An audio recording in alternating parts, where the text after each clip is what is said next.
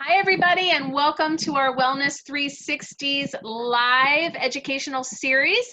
I'm back with Verna, and today we are going to talk about defining your health and wellness. So what is true wellness? Say hello to everyone, Jay. How's everybody doing? Good to be back. I want to start out by just defining true health and wellness. The World Health Organization defines wellness as a state of complete physical, mental, and social well-being, and not merely the absence of disease, which I think is really important to let people know that it's not always, you don't always have to be absent disease to be truly healthy. What do you think, Jay? And then the definition of health goes way beyond that. I mean, answering that question, we could probably spend the rest of this hour, which is probably what we're going to do. But yeah, I would definitely agree. Lots of different dimensions to it. I don't know if you had something else you wanted to add to that, but one of the things I was going to say, one of my jobs here at for the town of Webster, or I should say part of my job, is to chair a wellness employee wellness program, and I sit on a bigger committee that encompasses a lot of different towns and authorities, and we use a model. There's so many different models of wellness out there, but they all kind of boil down to the same thing. We tend to use a 5-dimension model, which is like social, surroundings, physical, financial, mind, and spirit, and we can talk a little bit about each of those domains. But I think when we take a deeper dive into it, we really see that health isn't just about the physical aspects of it. Yeah, I would definitely say that is true, and there's a lot of different things to think about when it comes to it. I couldn't agree more. And I feel like the dimensions, I have a lot of people that come to me being, Wellness 360, and they say, well, I need to be healthy. So what should I be eating? Or how should I be exercising? But when all reality, there's so many more dimensions to what health is. And I know you're on the wellness board, and at Wellness 360, we believe fully in helping support all of those dimensions, hence our mindfulness class. And we do, these educational series to educate people to make better choices for their life. So it's really important to me, and I'm sure for Jay too, that we really educate you on what the pillars are so that you can find a really nice balance in your own health and wellness world. And sometimes just realizing that you can have a diagnosis, you can have a disease and still find that balance in life. You don't have to throw in the towel. The doctor says, I have this diagnosis or this disease, so let's just throw in the towel. There's so many other elements to being truly healthy that we can find balance in your life. Yeah, well, I think you said the magic word. It's all about balance. So I think when we talk about these various domains of health, it's learning to strike a balance between all those. The other thing I think that's really important is they don't all act in isolation. What affects one domain tends to affect all different aspects, and we can kind of talk about certain examples as we go here. So I don't know, do you want to start, just talk about some of these different domains and kind of? Yeah, I like that. So when I was going over your notes that you sent me, because we do like to have some sort of idea of what we're going to be talking about. I teach the mindfulness class, and I've taught some mindfulness classes for the Webster Rec Center for the seniors, and I actually did a series on true health. And a lot of mine did correlate, but the wording was slightly off. So I'm just going to name the pillars, and then we can kind of pick them apart. So the pillars, both Jay and mine combine, is relational or social. So it's just being connected with other people, which I know at the Webster Rec Center is super important for the seniors. And for us at Wellness 360, it's super important having those group classes and people being together to be supportive to each other. So that's the first pillar. The second pillar is more of like a spiritual pillar, just having a purpose in life. knowing that there is a reason for you being here, and a reason for you to contribute to the world around you. Then we move on to mental, being alert, being focused, being competent, learning and remembering and problem solving. We have physical component or a dimension, which is just feeling vibrant and energized. This is where our exercise kind of comes in. Your emotional, it's really important, and we'll talk more about this, is to not only have all of your emotions, but to be able to feel them appropriately. And then environmental, knowing your everyday environment is supportive to you. This is wanting to get outside, wanting to get in nature, wanting to give back, those kind of things. So let's dive in. What do you say, Jay? Sounds good to me. All right, let's start with social wellness, because that was the first one on my list. So I have a couple questions that, and then I'll kind of let you take over from there. So when I was teaching my class, some of the questions I ask are, do you have at least 3 people who you have a close, trusting relationship with? Are you aware of and able to set boundaries for yourself and respect others? Do you have satisfying social interactions with others? And do you have a sense of belonging? So these are some of the questions that fall under the social wellness pillar, which I think in this COVID-19 time is going to be really important and a really big pillar for us to talk about.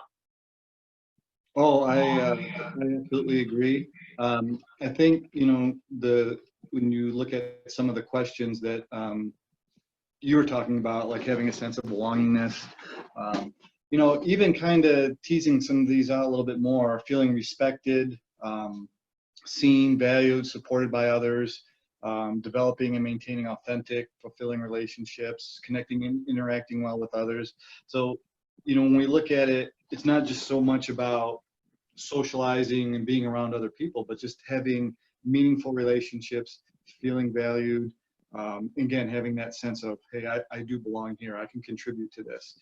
And I think a lot of the stuff that we've already talked about in some of our previous presentations really can support a lot of this. So some of the tools we talked about, sleep, meditation, and mindfulness, can really come into play when we look at some of these different dimensions of health and how we can achieve that balance. I couldn't agree with you more. I know for sure, working with Webster Rec Center and with Wellness 360, that social networking is really, really important.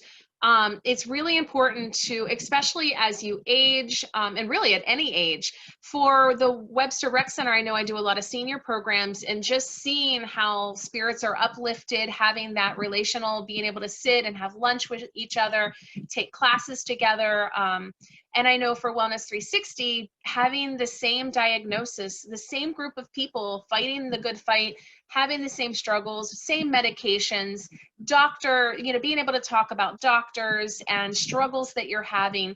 And for caregivers, having caregivers getting together and supporting each other through these times. It's just so important to have that. And if you have struggles with finding where you fit in, or wanting to belong somewhere and you just don't know where to start, Jay and I's email address is always available. You can contact us at any times. I can't speak enough or higher for the Webster Rec Center. There's a club for everyone. And for us with Wellness 360, we always have things going on, which is a little different now with this virtual thing. And I feel like we're kind of at a loss for that that touch and that one-on-one, face-to-face communication. And we're doing the best that we can with doing online. I don't know about, I think the Webster Rec is having Zoom classes, right? Yeah, we're actually, we've been doing Facebook Live classes. We started a couple weeks ago. We actually have been doing some senior fitness classes on Wednesday mornings, and I've been doing my Move Well class. And basically, we are gradually building out a live virtual class schedule, because even when we do eventually reopen, we understand there's going to be some people that aren't going to be comfortable coming in. And also with the scheduling of our building with all the different things that we're looking to do once we reopen, we want to be able to fill in and add some more value by still keeping some of these type of classes. So I think what I've noticed is we started right off as soon as we kind of locked down with, okay, what are we going to do? So that's when we developed, created our YouTube channel, started doing videos. And one of the things that I've noticed that really helps is actually having that live component. So there's a schedule.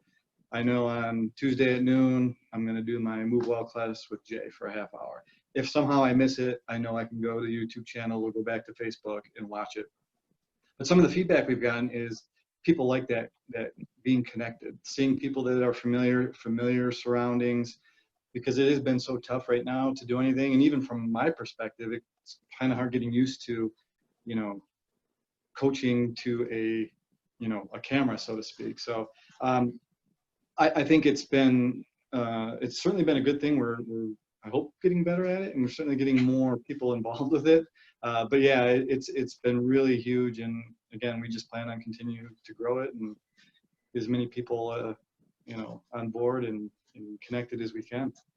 That's so awesome. I know for Wellness 360, we've taken this time and really built an online platform too. We do the Zoom classes.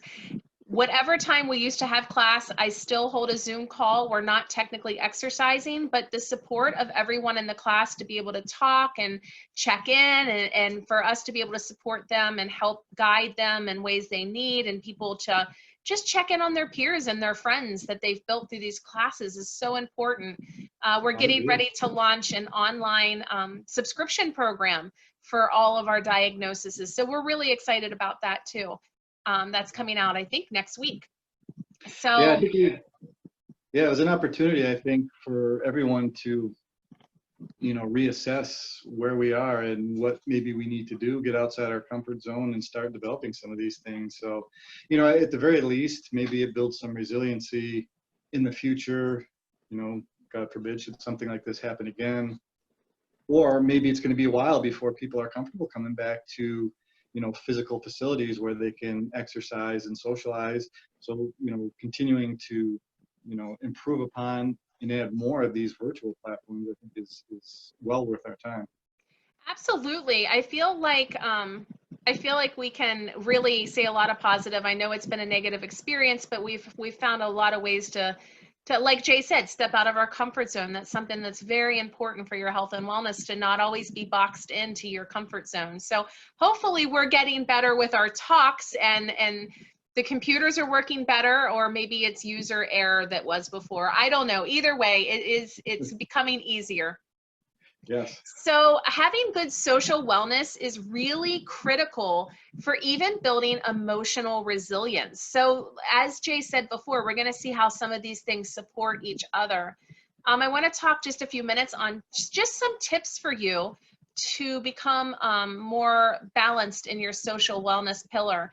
So it's really important to reflect on yourself, your passions, and your likes. Why is this important for social wellness? Because you want to make sure you're plugging into things you enjoy. If you're plugging into things you enjoy, you're more likely to do them. Also, spend time with friends and family. Again, now, even if it's through Zoom or social distancing with your mask at one of the parks locally, but try to get some social time with your friends and family. Another biggie for social wellness is active listening.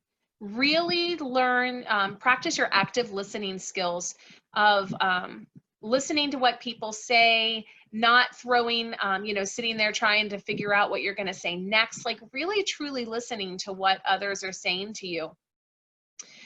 Join a club or organization. Again, we have two business owners right here sitting in front of you that both have are involved in clubs or organizations that have different types of social activities for you. And set appropriate boundaries. Whenever you were talking about social wellness, it's really important to learn what an appropriate boundary is. So boundaries are not keeping others out. Boundaries are empowering yourself to make better, healthy choices for you, to improve your health and wellness. It encourages you to change or avoid unhealthy lifestyle habits, and it really helps you create really strong social ties. So setting boundaries is really simple. I just wanted to talk a quick minute on that. You want to really do it respectfully and as little words as possible. It's okay to say no. It's okay to say yes. You don't have to have big explanations behind why you choose or do not choose to do that. And you should not be holding other people to holding up, if someone says no, just being respectful that that was their boundary. There's no need to get angry or apologize about the boundary that you're setting. Just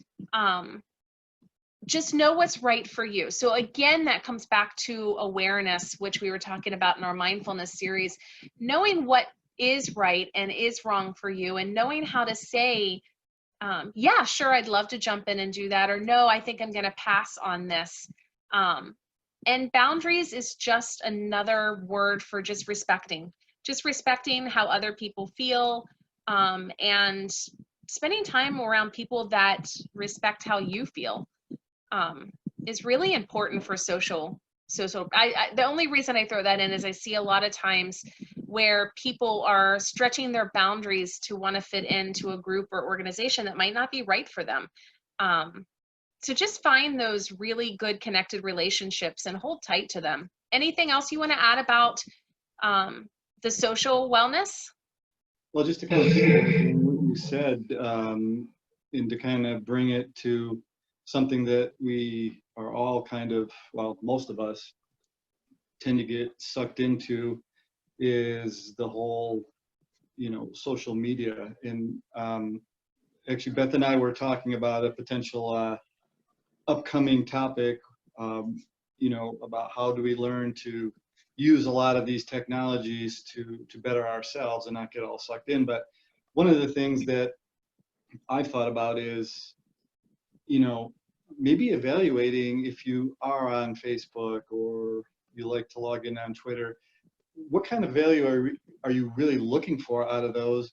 And when it comes to something like Facebook, maybe thinking about, okay, what are the actual handful of people that I want to connect with that make me feel good about myself, that I feel good about, and maybe working on ways to, not always being plugged in to everything else. And we can talk about that more maybe in a future discussion, but I think it definitely fits here in that it's a big part of social health. And when you're constantly being barraged with Facebook notifications and all that stuff, let's face it, I mean, how many of us are on Facebook and have all of these Facebook friends and family, people that, theoretically we really love, but they drive us crazy because of all the posts, whether it's political, this or that.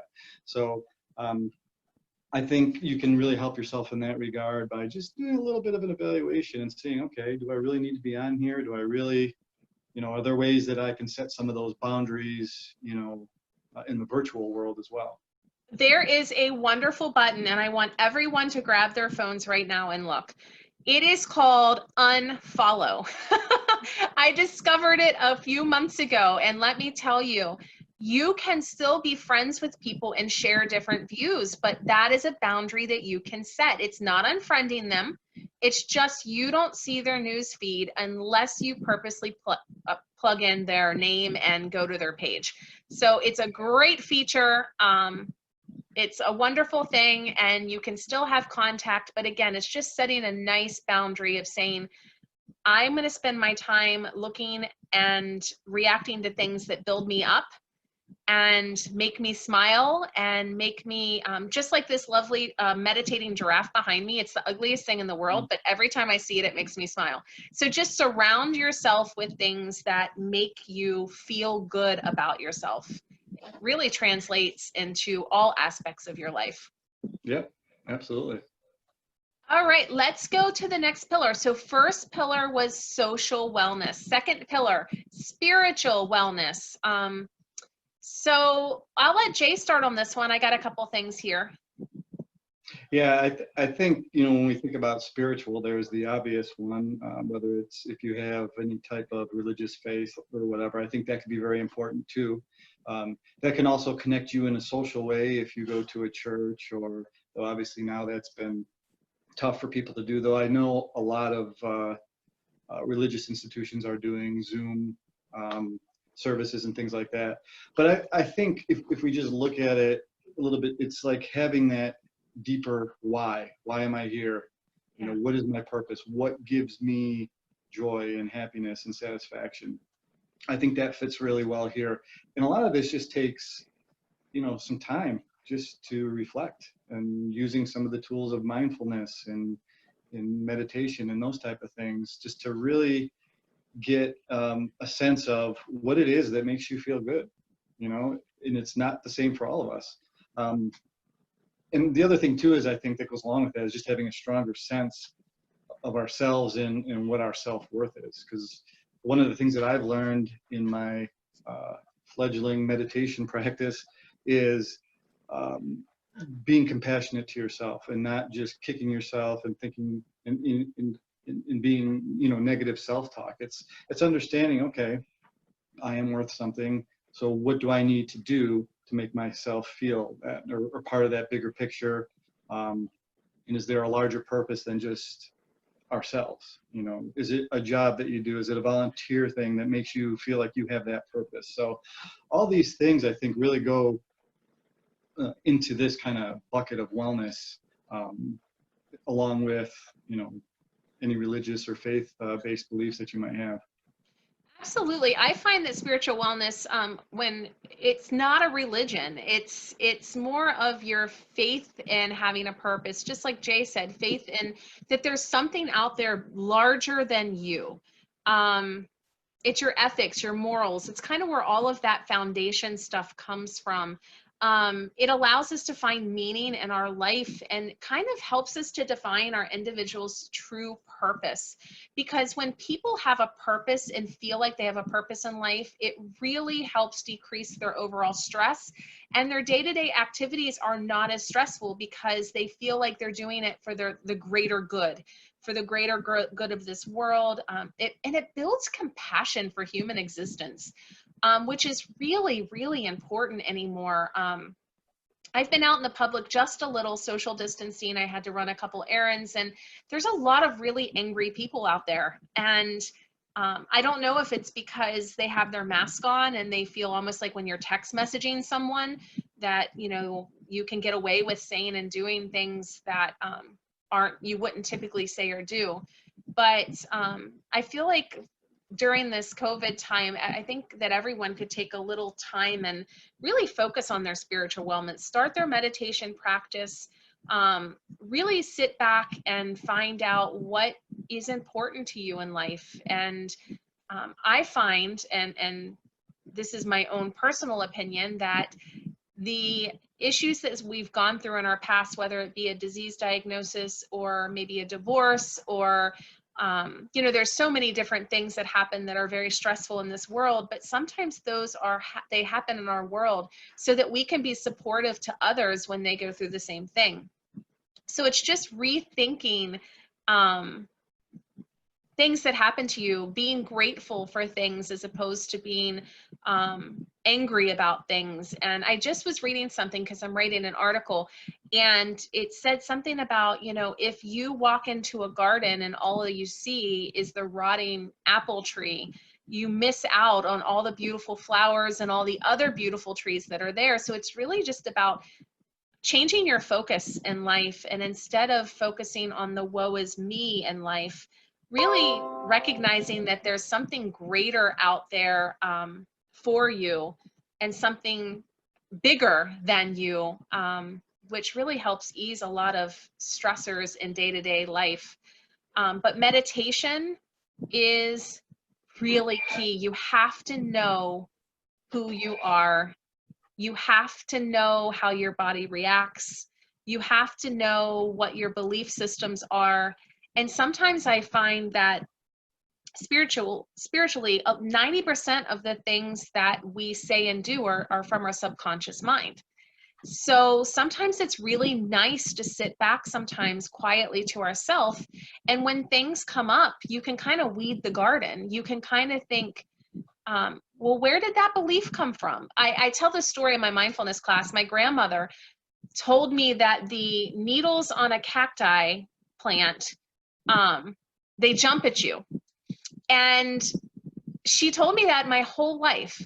And it wasn't until I was probably in my late teens, early 20s that I recognized I walked by a cactus and I thought, they don't really jump. But I believed her for my whole life, because why wouldn't you believe your grandmother? So sometimes it's just sitting there recognizing where your belief systems come from, and it's okay to change them sometimes. It's okay to weed that garden. And but the biggest thing that I find in the spiritual wellness is what I call my God winks. Just being grateful for those little things that happen day to day that maybe sometimes we overlook when we're not being mindful. But, you know, just missing that accident, or, you know, you hit the red light and then you drive a few minutes later and you see that, you know, that accident, or all of those little things that happen that we take for granted in life, that it's nice sometimes to really just be grateful for Yeah. the things that we have. And if you know, we want to point to another silver lining of COVID here, is that, yeah, maybe we are all stuck home with our family, but how many of us have had more meaningful conversations with our spouses, more meaningful time with our children, that before all this happened, we never seemed to have the time to do that. So the way I've been looking at it is, hey, you know what? There's been a lot of time spent in a very positive way. And obviously I can only speak for myself, but I think another thing to kind of further what you were saying too, a really good example for me when we're talking about this whole spiritual thing or finding a bigger why is being in this field for as long as I've had. I've worked with a lot of people that are retired, and I've seen people that once they retire, they've found something meaningful, basically find that reason to get out of bed every day. And those are the people that tend to always have a smile on their face, to continue to be healthy and vibrant, and maybe have many long years, barring something unforeseen, of happy and healthy retirement. The flip side to that, I've also seen people that as soon as they retired, they had nothing to do. You know, maybe it was being at home all the time, sleeping, really no kind of purpose that got them out of bed and make them feel good. Now, let's face it, it's nice to have those few days away from whatever your daily grind is and you rest up. But after a certain point, I don't care who you are, you start realizing, hey, I want to be part of something where I feel like I'm contributing, whatever that is. It's, you know, your job, whatever it might be. So I think it's incumbent upon all of us, and again, throughout the entire health, fitness, wellness space, all these things we talk about are great, but the bottom line is each and every one of us has to take some time to invest in actually doing some of these things. So again, I find what works for me. I hear people all the time saying they don't have time. I will very respectfully disagree, because some of the busiest, most successful people on this planet have found time to, you know, find things that support their health. So for me, it's the daily meditation, but also scheduling a certain window of time, just once a week, where all I do with a notebook and a pen, I just think. I just sit there, get all these thoughts out of my head, good, bad, positive ideas maybe that might be worth trying, both from a professional standpoint, personally. So all this information is really, really awesome, and I hope people are getting something out of it. But at some point, there needs to be some kind of little action where we take a step forward and actually start pursuing these. And for a lot of us, it's just you get to that certain point where it's like, okay, something's got to change. So what am I going to do next? I can promise you, if you are one of the ones that are saying, well, I just don't have time for this kind of stuff, your body and your mind, they're going to make time. So whether you make time for it now or not, your body is going to shut down. And I tell people that all the time with flus or sickness, or if you keep pushing through, your body's smart. your body, if you're not taking the time for yourself, it is going to shut down and it is going to make the time for you. Yeah, absolutely. So moving along, so just picture these pillars. We're now at our third pillar, being like the support for your porch. When one starts to falter, the whole roof starts to sag a little. So it's really important, like the ebb and the flow. Like I feel like this mental, spiritual, and emotional for me is very, very interconnected. And so is my social, because I make choices during my mental state or my emotional state of where my social life is. So they all play a very significant part in each other, and they're kind of all intertwined. So we're going to move along to mental wellness. I feel like I actually kept it blank on my notes because I will spend forever on here. So I'm going to be very brief. We talked about the mindfulness meditation. I cannot say enough about it as far as growing gray matter in your brain. It's almost like those brain activities that you do, like the Sudoku puzzles. And once you stop using it, you will lose it. It's been proven over and over and over again. So what do you want to start with the mental wellness?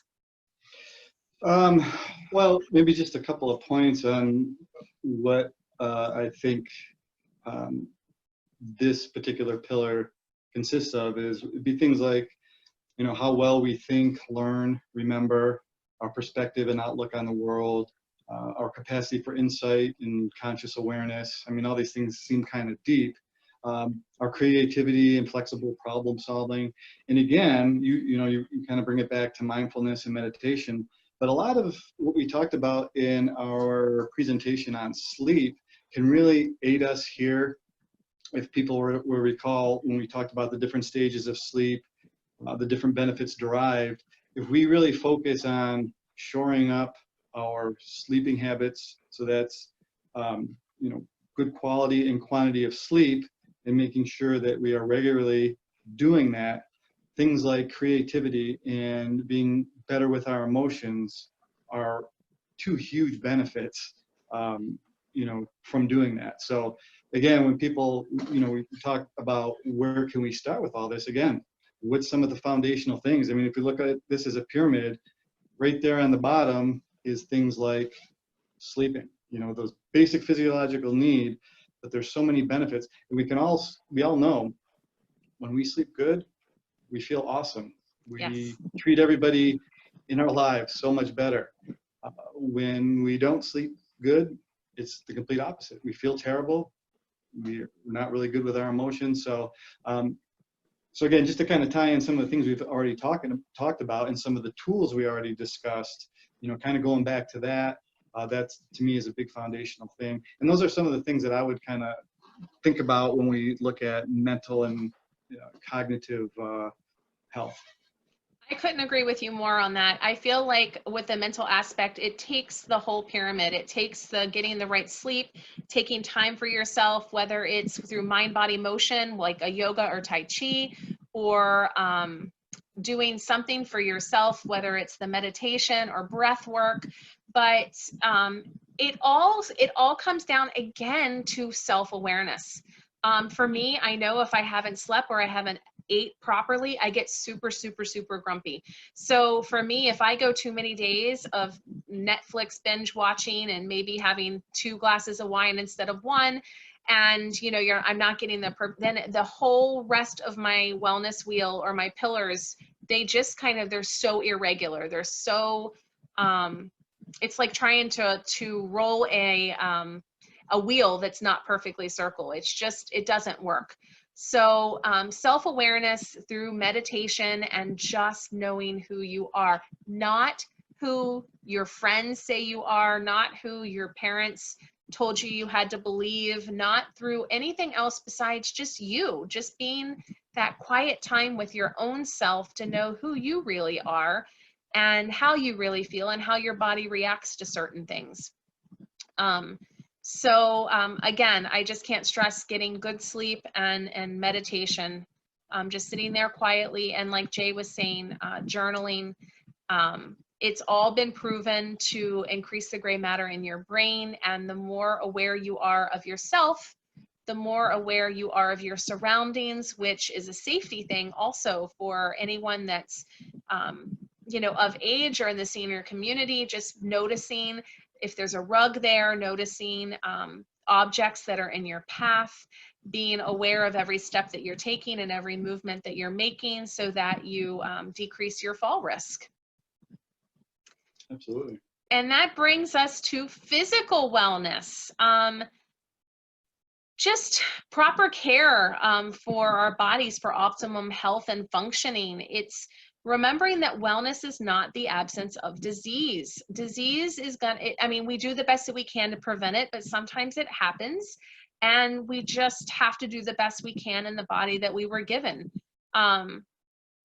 Just a lot of self-care with, in my opinion, with physical wellness, which includes eating properly, exercise, getting your sleep, paying attention, again, self-awareness of how you're feeling and signs and symptoms of maybe illness, getting the appropriate help that you need for your health, not just dragging your feet to go to the doctor months later, being aware that you're not feeling great or something's off, and being your own health advocate, and understanding the relationship between your body's physical and mental health is crucial in order to develop the balanced physical wellness. Do you want to add to that? Well, I think it just overall, it's anything that supports how our body feels, functions, and performs. And you pretty much hit a wide variety of those. And what I tend to see in my day-to-day job, when it's not COVID. When it's, yes, functioning normally. Exactly, is, why do most people want to exercise?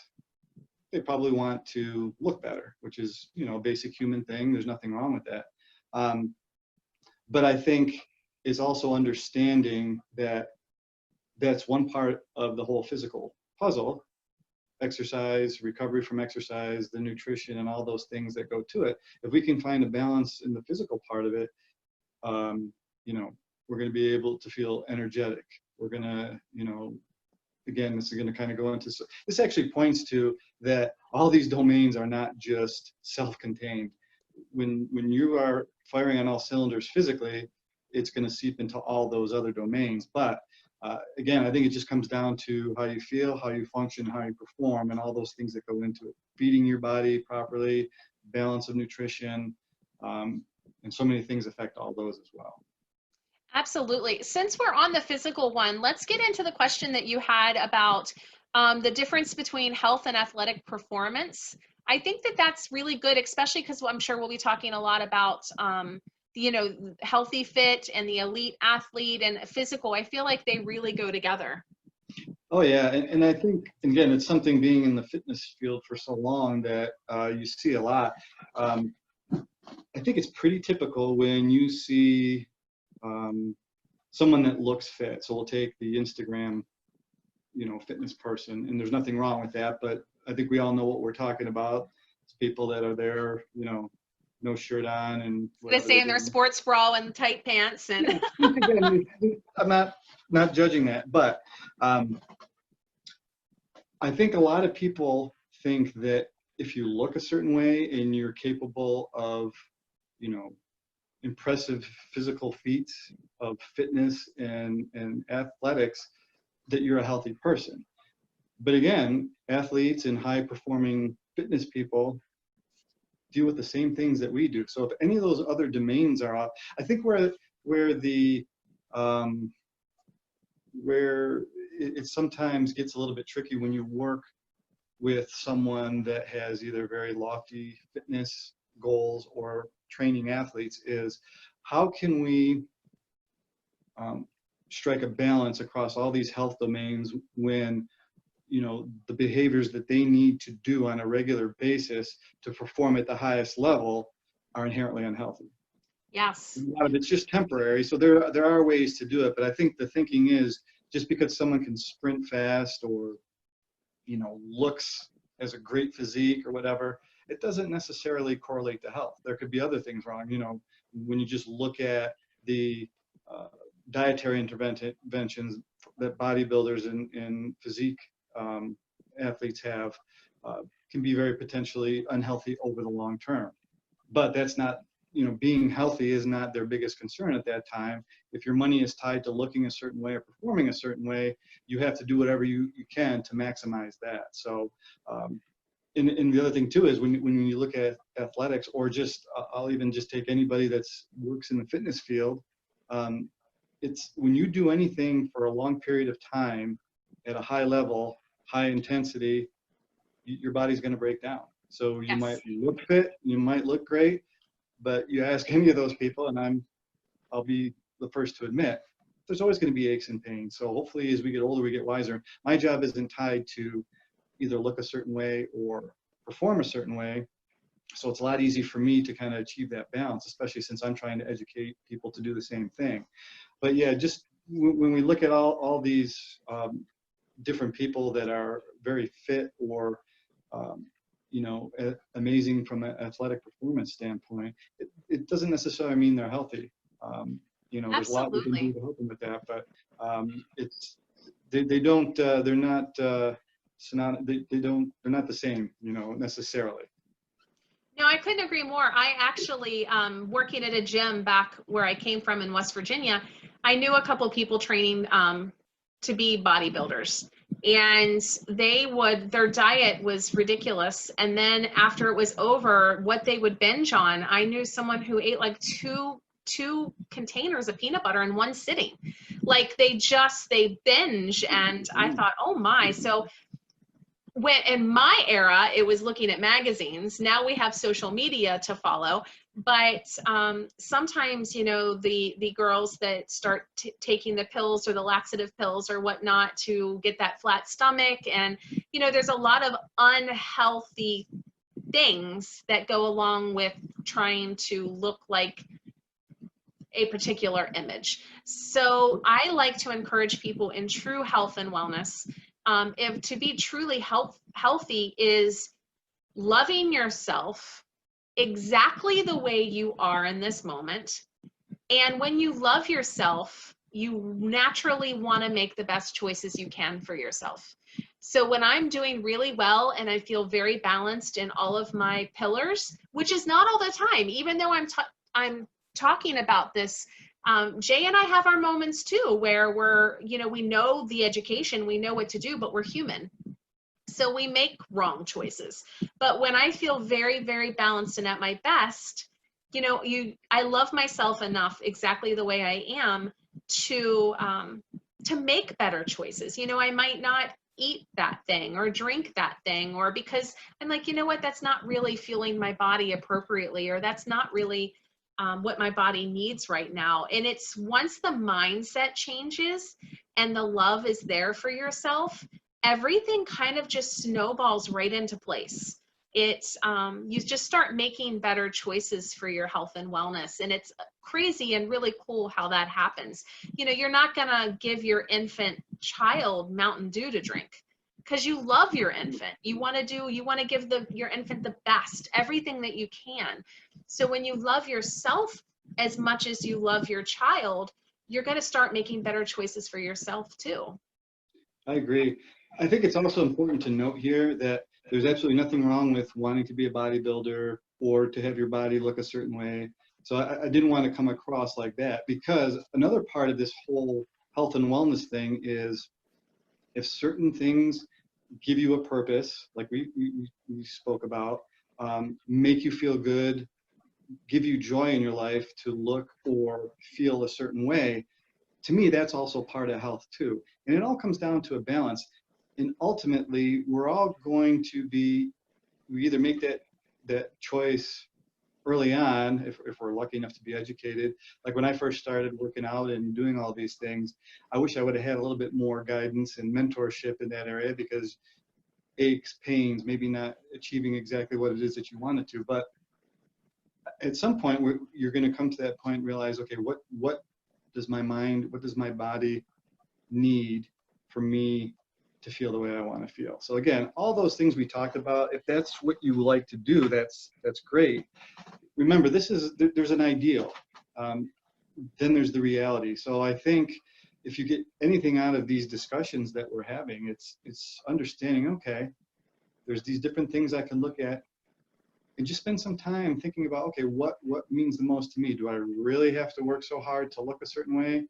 You know, do I really enjoy doing this? Or is there some middle ground? Can I still work out, but then focus on feeling good, but still go out and enjoy that happy hour and time with my friends, instead of abstaining from foods and drink and all that I feel will make me look not the way I want to. So there's a lot that goes into this. So I just don't want to think that it's a black and white type of thing.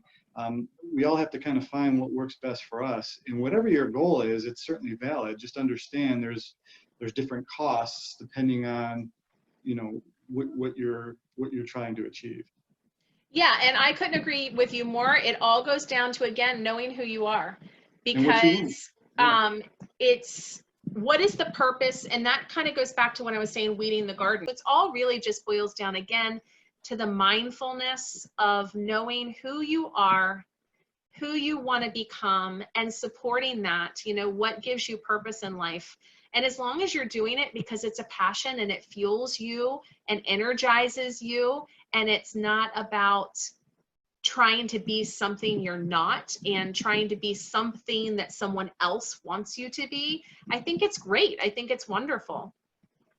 Yeah, and just to kind of wrap up what we were talking about, you know, is there a difference between health and high-level performance or high-level fitness? I think regardless of where you are, if that's something that gives meaning to you and you really like to work out, you like to smash those workouts and do all these different things, that's okay. Just understand there's a lot of things that you can do to kind of mitigate some of the potential consequences from overtraining or beating your body up. And I think one thing that we're starting to get right in the fitness field is understanding things like recovery, but what does that mean? We've talked a little bit about those things already. So it's just understanding, okay, you know, how can I best strike a balance, still achieve what I'm looking to do, but then also kind of shore up some of those other things. Because again, if you look at like elite athletes, you know, there's a set period of time where they're kind of peaking, whether it's for their athletic performance or their training, and there's plenty of recovery and other things built in. So if you, again, focus on your sleep, good nutrition, recovery strategies, all those things, then you're probably going to be fine when you're pushing some of those other you know, outcomes that you're looking for. All right, we have about 10 minutes left. So let's get on to emotional wellness. I think this is our last pillar, I'm pretty sure. Oh, we have environmental and emotional. Okay, so for me, emotional wellness, I love this because a lot of people think that living mindfully is all about not feeling, but it's the complete opposite.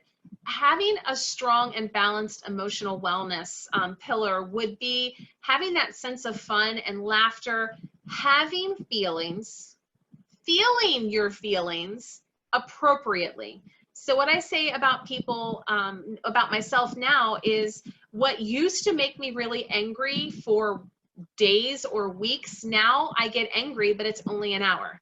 So it's feeling what you're feeling, not suppressing it.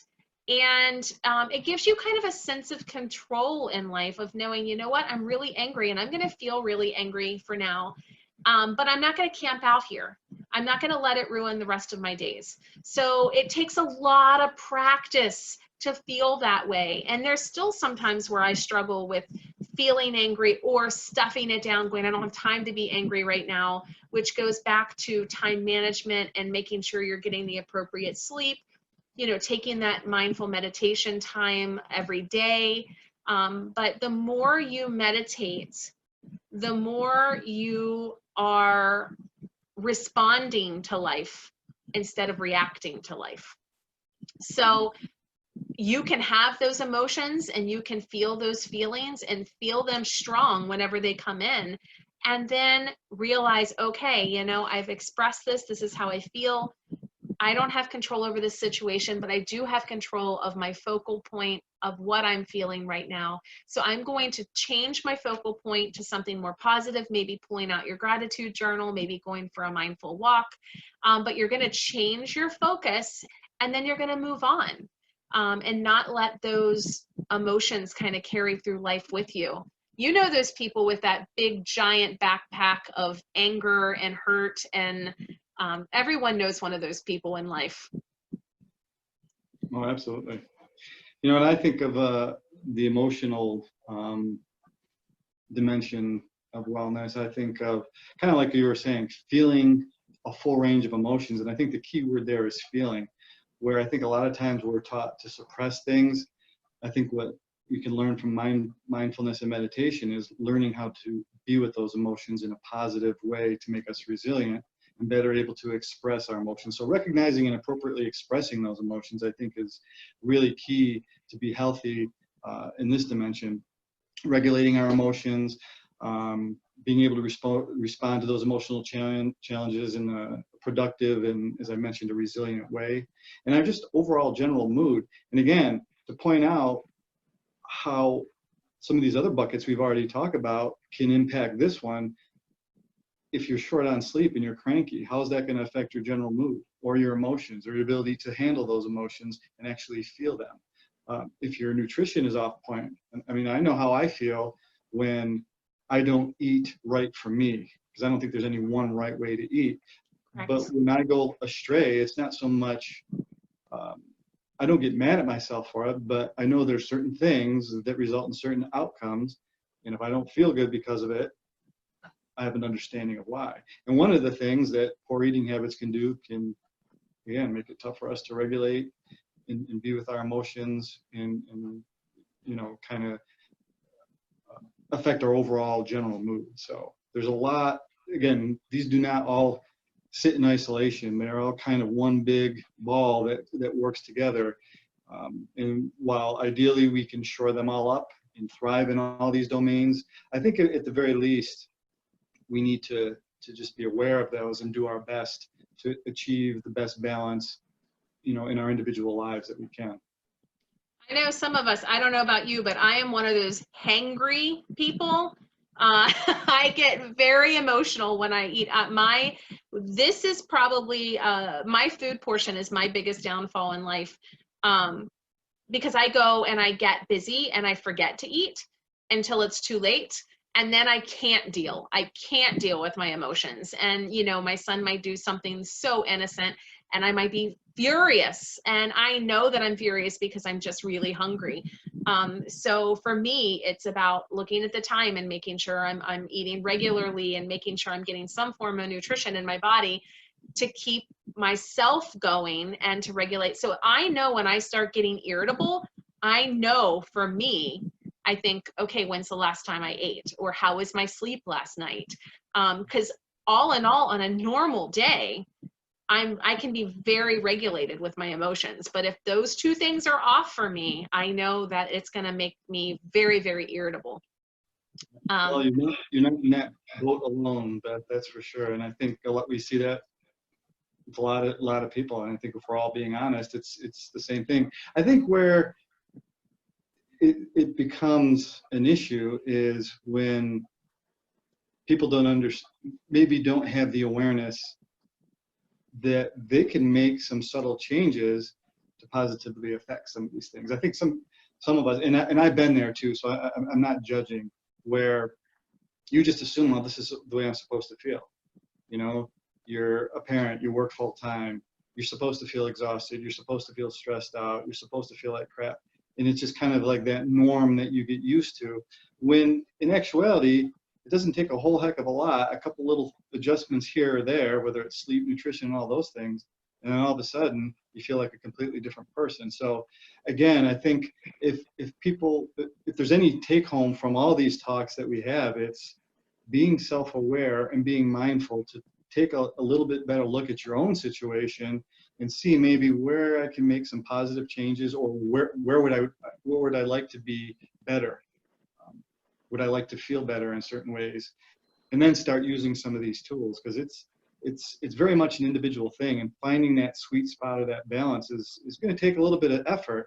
But the good news is there's a lot of people that have done it that can, you know, kind of guide you through that. And I know that I've learned a lot through research and schooling and continuing education. I've probably learned just as much just by being a self-experimenter and paying better attention to what I'm doing and how it affects how I feel, how I function, and all those different things too. So again, if you could just learn, practice being a little bit more self-aware, a lot of these things will start to come into better focus, and then you might be able to make some better life choices that can help you to whatever your goals are. I have to say, and just like Jay was saying, I started my my journey in health and wellness. I've been doing this for 20 some years. And when I moved to New York and my husband was working full time, I was trying to find a job. We had our son. We moved away from all of our family. We had an aunt and uncle that lived here that were very supportive to us. But as far as I had nowhere. I had no job. And my son, and for me, I didn't feel like I was truly practicing wellness and health until I started adopting mindfulness practices. Because for me, what had happened is I wasn't sleeping regularly because my husband was working weird shifts and my eating was off, and I wasn't doing mindfulness. I wasn't able to exercise because my son was 2, and what adult woman with a child at 2 can exercise in her home? So I ended up, I was a disaster. I was an emotional mess. And what I ended up doing is I really started I started setting a time for myself. So I started going to bed at a regular time, which made a huge difference of going to sleep and waking up at the same time. I added just a short meditation practice and some yoga into my life. So I decided that I'm just going to have to get up a little earlier for myself and do my yoga. So I started the yoga and the meditation. Those 2 small steps for me is what completely changed my whole viewpoint on health and wellness, because then all of a sudden I was feeling good. I was being scheduled. My son was on a schedule. I was on a schedule. You know, we had breakfast at the same time. We had lunch at the same time. Homework was done at the same time. And this only worked for me. But just making those 2 small changes in life, all of a sudden I started wanting to eat better because I started feeling better. And that's what really snowballed. And you'll find that if you can just pick one pillar to make one small change, whether it's your sleep or maybe adding a little exercise or a little breath work, you're going to notice that it's going to start changing the other pillars in your world dramatically. So last pillar, environmental, so outdoor immersion. I know for my end here, and I'll make it very quick, there's a study that showed that people went outside. Some went out in nature where there were trees and grass and natural elements, and the other group went to like a city where there was, you know, honking and all concrete and nothing really natural. And the health studies on those people that went in nature far surpassed the ones that went out into the city.